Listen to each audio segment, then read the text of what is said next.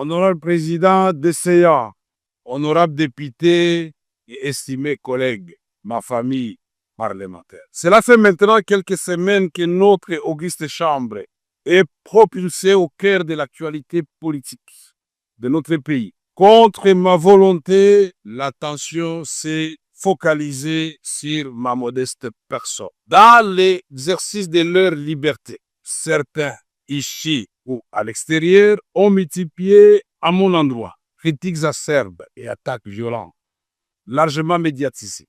Mais d'autres, nombreux, m'ont témoigné leur amour et leur soutien. Aux uns et aux autres, je tiens à dire merci infiniment.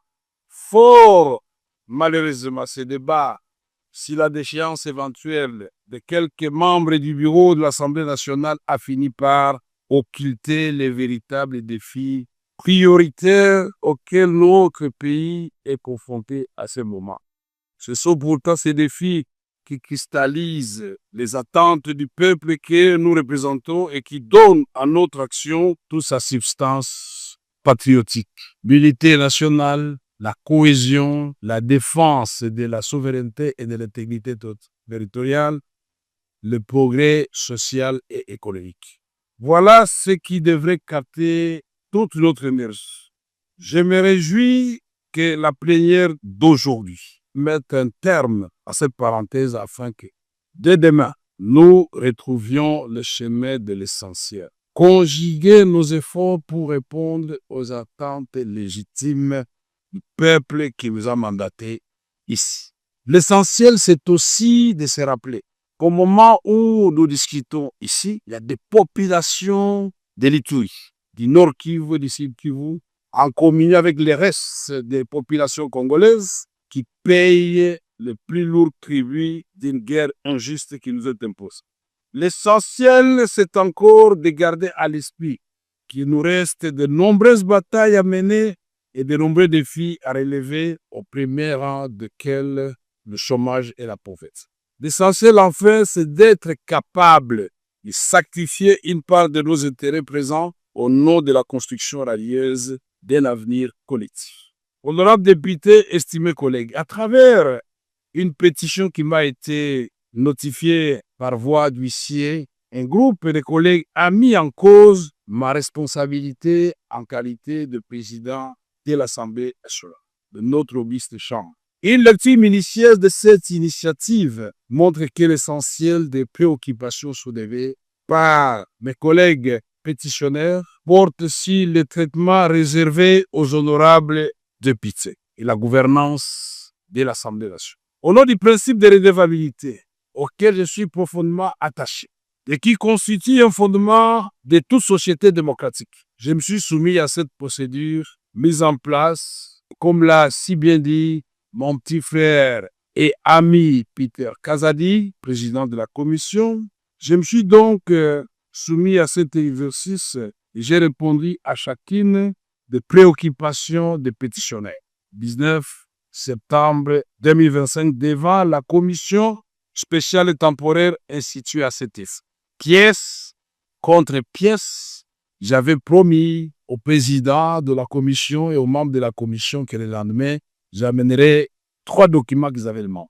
Premier document pour justifier tous les fonds d'avril 2024 jusqu'au mois d'août de cette année. Deuxième document, les règles générales pour la sortie des fonds. Et troisième document, c'était de preuve que cela a été fait comme cela. Ces documents ont été remis au président séance tenante devant le membre de la commission. Au terme de l'article 31 du règlement intérieur de notre Chambre, la responsabilité d'un membre du bureau, y compris celle du président, ne peut être mise en cause que par l'initiative exclusive des députés nationaux. C'est-à-dire que le quorum de recevabilité lié au nombre de signatures ne peut être apprécié qu'à condition que la qualité de chaque signataire soit indiscutablement établie. Dans les cas contraires, par bon sens et par droit, l'initiative est frappée d'irrégularité et ne saurait produire aucun effet.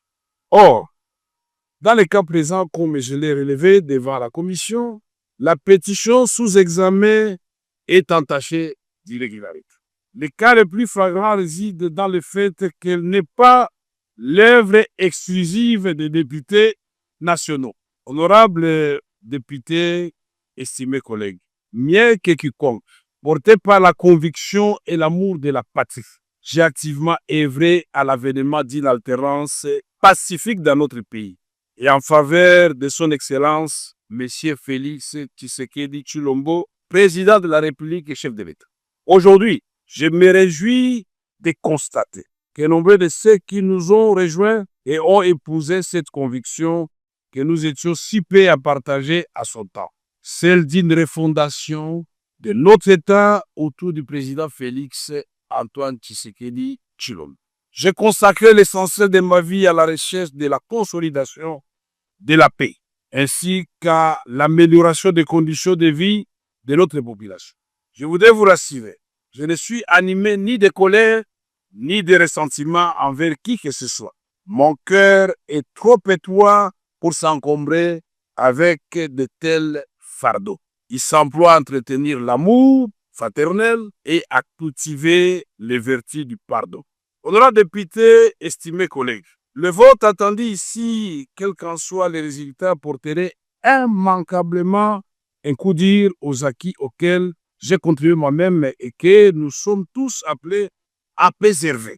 Je prends donc la mesure du spectre de la division et des clivages qui menacent de fragiliser la cohésion nationale et l'harmonie institutionnelle, pourtant indispensable à la réussite de notre projet collectif, restaurer la paix, impulser le développement, renforcer le rayonnement de notre pays. Honorables députés, estimés collègues, je ne vais pas vous promener dans les Saintes Écritures pour vous parler du roi Salomon avec les deux femmes qui se disputaient un enfant.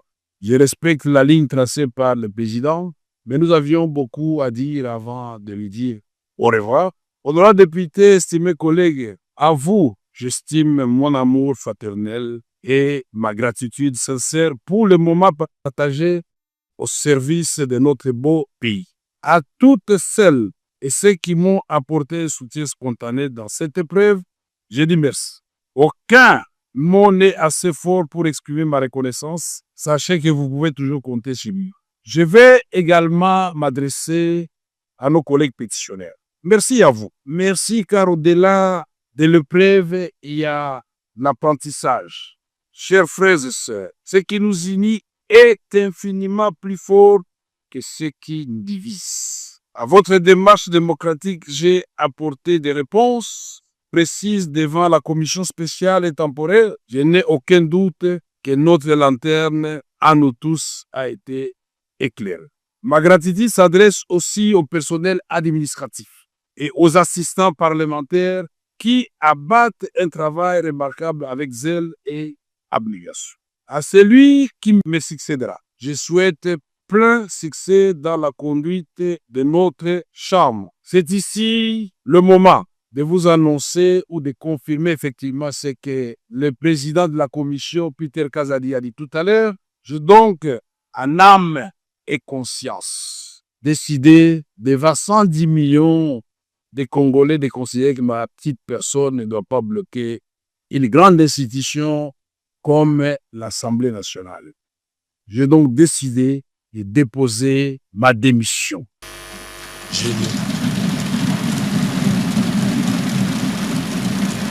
Que l'Éternel, Dieu des armées, miséricordieux, accorde la sagesse, la force nécessaire à celui qui va me succéder. Pour relever ces grands défis, je vous invite, vous tous, à lui apporter tout votre soutien. Enfin, un mot pour notre jeunesse parlementaire, pour lequel nous avions institué désormais un réseau de jeunes. Chers jeunes députés, vous êtes à la fois le présent et l'avenir de notre nation. Soyez toujours conscients de cette responsabilité. Ne commettez pas nos erreurs. Travaillez avec acharnement et discipline. Vivez pour l'histoire, chers jeunes. Que Dieu bénisse la République démocratique du Congo et son peuple et ses institutions, Que Dieu nous bénisse tous et que la nation triomphe. Merci.